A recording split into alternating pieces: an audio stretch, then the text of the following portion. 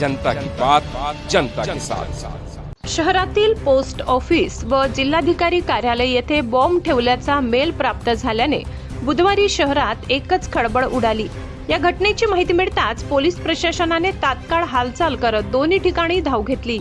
Police दलासह bomb शोधक पथकाने घटनास्थळी पोहोचून संपूर्ण परिसराची सखोल तपासणी केली। यावेळी कोणतीही संशयास्पद वस्तू आढळून आली नसल्याचे अधिकाऱ्यांनी स्पष्ट केले। खबरदारीचा उपाय म्हणून पोस्ट ऑफिस व जिल्हाधिकारी कार्यालयातील सर्व कर्मचाऱ्यांना व नागरिकांना बाहेर काढून परिसर रिकामा करण्यात आला होता।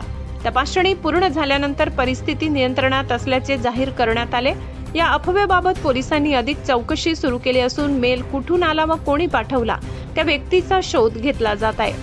दरम्यान पोलीस प्रशासनाने नागरिकांना आवाहन केले आहे की अशा प्रकारच्या अफवांवर विश्वास ठेवू नये, तसेच कोणतीही अप्रमाणित माहिती पुढे पाठवू नये। अफवा पसरविणे हा कायद्यानुसार गुन्हा असून संबंधितांवर कडक कारवाई केली जाईल असा इशाराही देण्यात आला।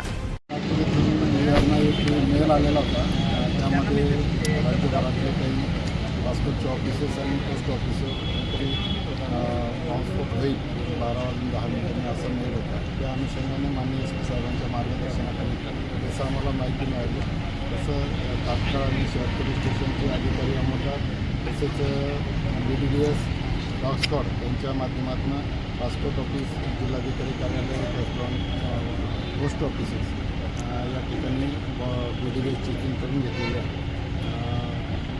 जे कर्मचारी अधिकारी त्या कार्यालयात हजर होते त्यांना बाहेर काढून सगळी तपासणी करून त्या ठिकाणी कुठलाही असा अनुचित प्रकार न याबाबत सगळी दक्षता घेत आहोत। दिवसभरसुद्धा आम्ही जे लोक या कार्यालयामध्ये येतील कामासाठी त्यांची सुद्धा चेकिंग आम्ही करणार। त्याबाबत माननीय एस पी सरांनी सर्व प्रभारी अधिकारी यांना सूचना दिली आहे, त्याप्रमाणे जनता की बात, जनता के साथ।